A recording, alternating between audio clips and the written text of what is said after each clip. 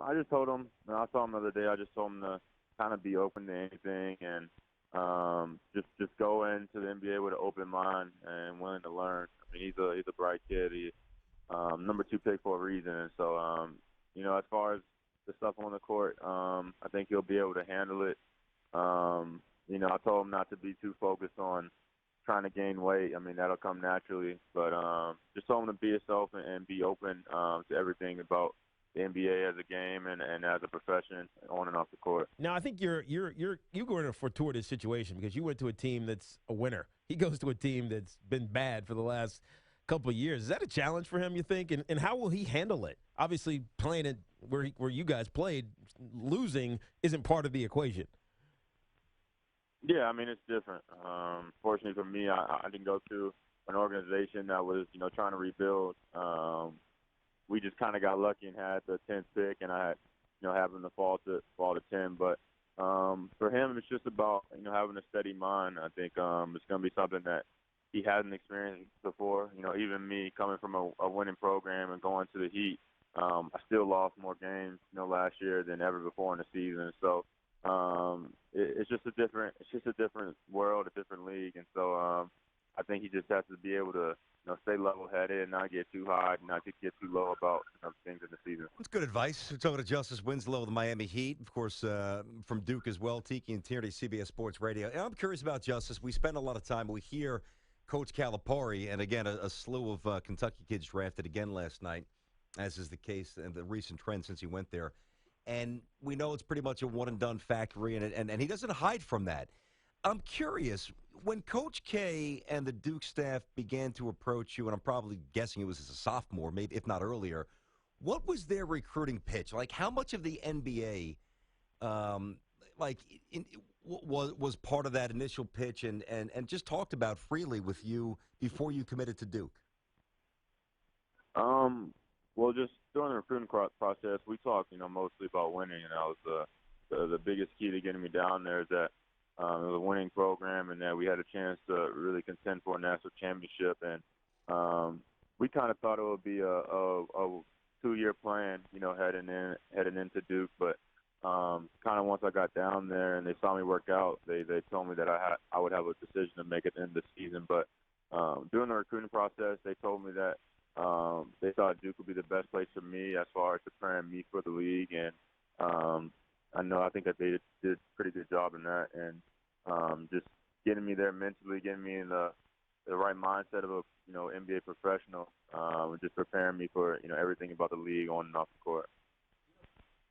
Justice, one of the big storylines out of Miami this year was Chris Bosh and his blood clots. Really, I think that's the only thing we know about it.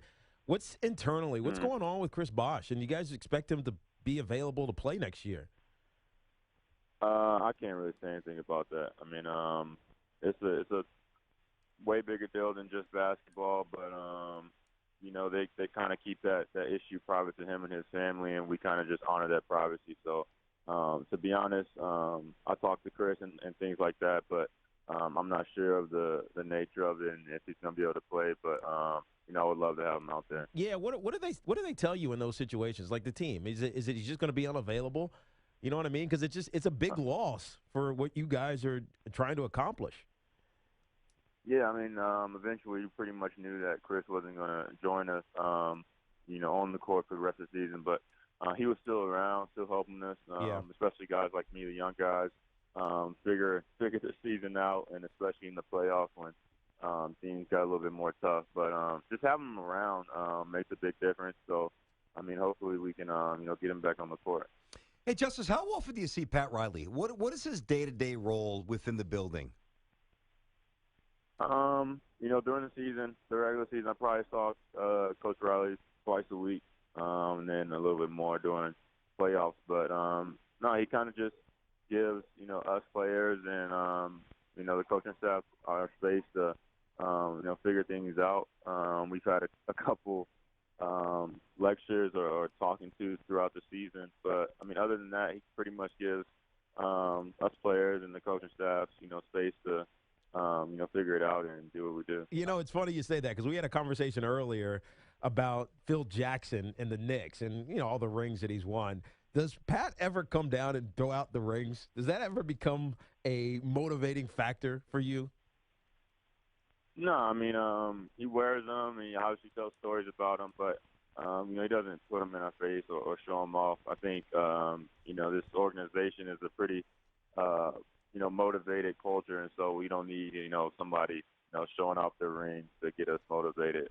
It's a winning history here, especially in the recent years, and so he tells us the Godfather stories, the stories, playing with the Knicks back in the day, Lakers, all that. So. I think that's the best part, having him around, just hearing those stories about the days way back when, and just his career. Yeah, it's got to be pretty cool hearing that. Justice Winslow from the Heat and Duke with us here on Tiki and Tierney, CBS Sports Radio. Justin's talking about his career. What about your career? What's next for you? How do you evolve your game to be as valuable as you can for this Heat team? Yeah, I mean, just obviously offensively, just working on my jump shot every single day, finishing around the basket, but just working on my perimeter shot. I think that's something I'm going to take a big step in this summer, and that's just going to open up things even more for myself, offensively on the court and as a team. I think a lot this year, we had, poor spacing just because people didn't respect some of our players as shooters. So as a team, we're just trying to, build on that and open the floor up more. And so I think that's obviously my point of focus this offseason. You open up an interesting avenue. I don't know that I've ever really even asked this question, but it just popped in my head as you talk about, the laboratory, and this to get better is always the summer. If you're not good with your left hand, you got to learn how to incorporate that, and defensive drills. And for you, you got to learn, you got to become a better shooter, as you said. But to me, like, you can, and I'll use you as an example, you could go to the gym right after you hang up the phone and jack up 1,000 jump shots, but if you're not altering mechanics and tweaking things, you're not really getting better. Much like when I go to the driving range and hit 100 balls, if I'm still swinging the same way, which stinks, I'm still going to shoot 100 on the golf course. So I guess my question is, how much is it repetition, and how much is it actually changing the mechanics of your shot? I mean, it's pretty much the old saying, it's better to work, smarter than harder. So you don't want to be working on bad technique, bad mechanics. You want to be efficient. You want to make every rep count and really, be effective.